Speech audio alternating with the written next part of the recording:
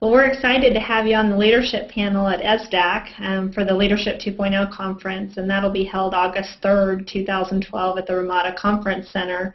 What can some of the participants expect to hear from you about leadership? Well, first of all, we believe leadership is important for everyone. So in keeping with that, 9 years ago, we started a leadership academy for aspiring principals. And we accepted as many as 24 teachers into that each year, and we've done it each year for the past 8 years.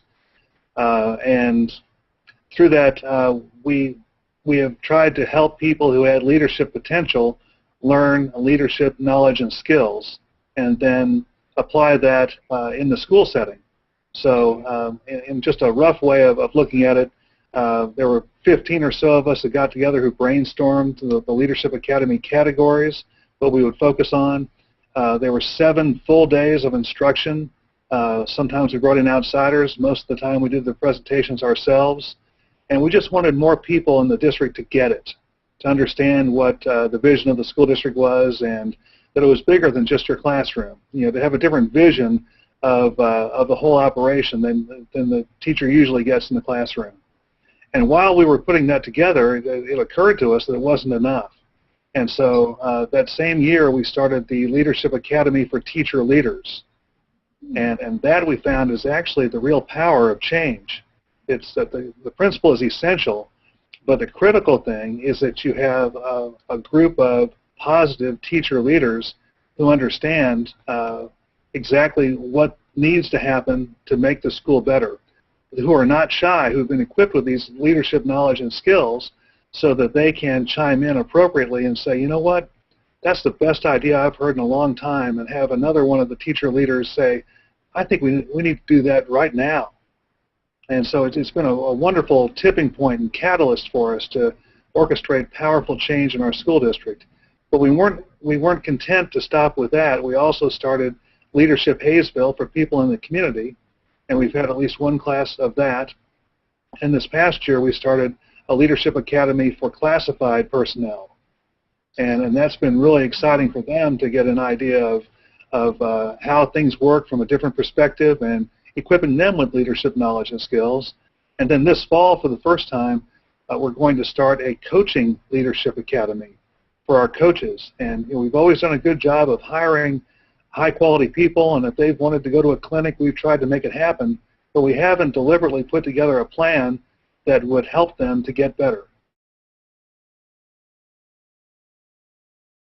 I think creativity and innovation are just critical, and it's some of the things that get overlooked and get put on the back burner when it comes time to have budget crisis. And we've had the budget crisis for 3 or 4 years now, and some people have decided, well, that just means we need to be more vanilla.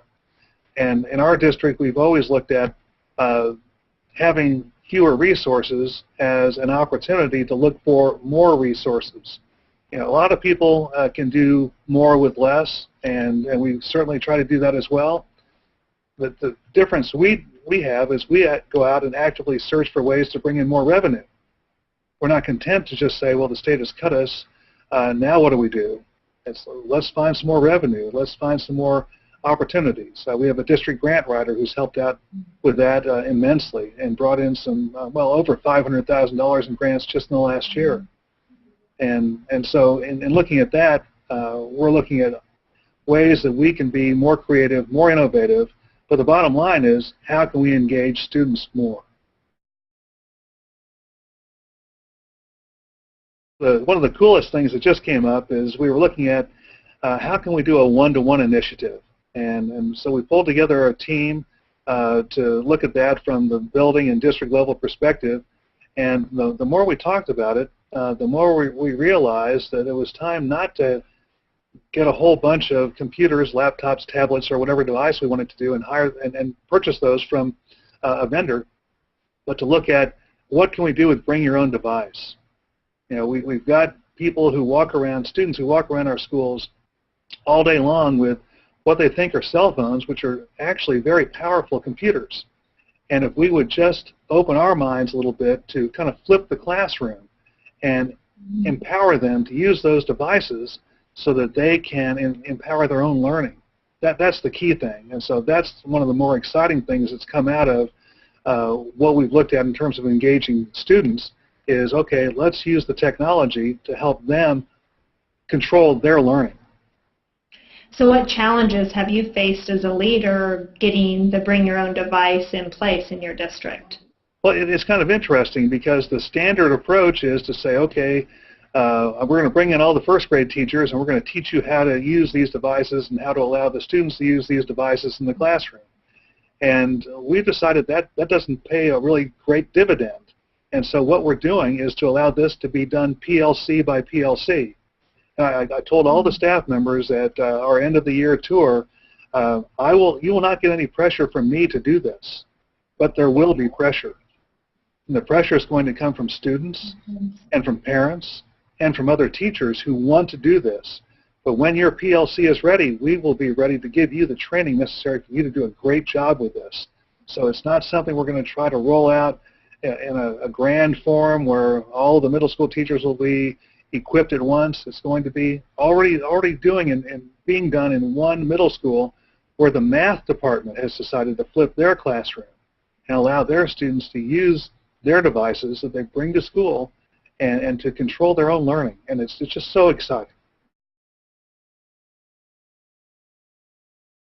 We have frequent book studies. Yeah. And we involve the school board in those as well. And so when we discuss the books at an open school board meeting, there's a little tension in the air sometimes. But the book we read most recently is called Multipliers.